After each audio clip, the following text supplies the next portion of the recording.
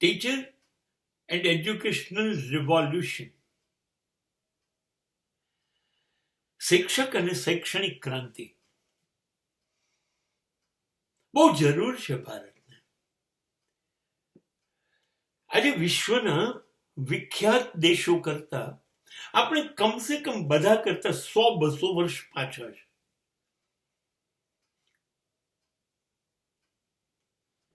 આપણે સ્વીકારવું નથી. તમને ખબર છે ગુજરાતની વસ્તી 7 કરોડ અને યુરોપના ઢગલાબંધ દેશનો સરવાળો પણ 7 કરોડ નથી થતો, બધા દેશની વસ્તીનો. બને તો બાળક જ નથી જોઈતા, ને જોઈએ છે તો એકાદું બાળક બહુ છે. રાષ્ટ્રના વિકાસ માટે પોપ્યુલેશન કંટ્રોલ આધુનિક વિચાર છે. નહીં, અમારે નથી સ્વીકારવું. આપણે વિશ્વ શ્રેષ્ઠ લોકોની યાદીમાં આવવું નથી, માનવું જ નથી ને. આપણે અબ્દુલ કલામ જે વિજ્ઞાન માટે, રાષ્ટ્ર માટે, વિકાસ માટે લગ્ન કરવાનું ભૂલી ગયા. આપણને એમાં શ્રદ્ધા નથી. આપણને શ્રદ્ધા છે લાલુ યાદવમાં, 12 બાળકોમાં. વિકાસ કેવી રીતે થશે? આધુનિકતા વગર કેવી રીતે થશે? અમેરિકા દર 4 વર્ષે રાષ્ટ્રપતિ બદલી કાઢે. વિકાસ જુઓ. અમેરિકા ફર્સ્ટ ના સ્લોગન સાથે રાષ્ટ્રપતિઓ આવે છે. ગયા વર્ષની સરખામણીમાં અમેરિકા ક્યાં છે એ જ વિચારે છે. અને તમે 40 વર્ષ કોંગ્રેસ રાજ કરે, હજી મને જ કરવું છે. નહેરુથી શરૂ કરીને પ્રિયંકા રાહુલના છોકરા સુધી તમારે એ જ લોકોને સોંપવું છે. તમારે મુલાયમો અને લાલુઓના યાદ હાથમાં મૂકવો છે સરકાર.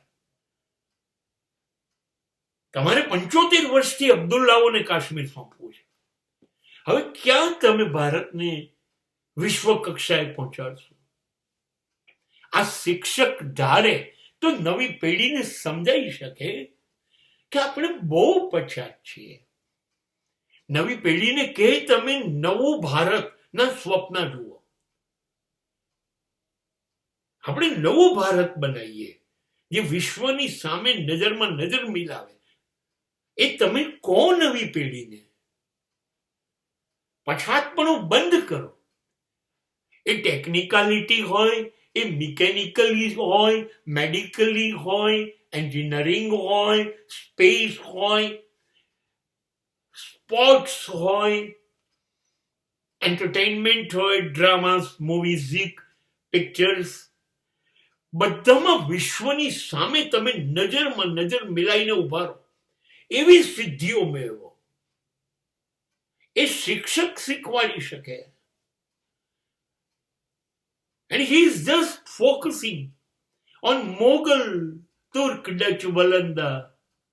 What nonsense we people are doing. 140 કરોડના દેશમાં એક પણ ઓલિમ્પિકમાં ગોલ્ડ ના આવ્યો. આ કયું આપણે ઘડતર કરી રહ્યા છે? ધાર્મિક નેતાઓ, સામાજિક નેતાઓ ને રાજકીય નેતાઓ તો આ નહીં જ કરે. એને તો રસ છે હિન્દુ અને મુસ્લિમ લડે. એને રસ છે દલિતો ને હિન્દુઓ લડે. એને રસ છે ધનવાનોને ગરીબો લડે. આ બધા આ જ કામ કરશે તો દેશ, નેશન ફર્સ્ટ, મારું દેશ પહેલા, ઇન્ડિયા ફર્સ્ટ કેવી રીતે બનશે?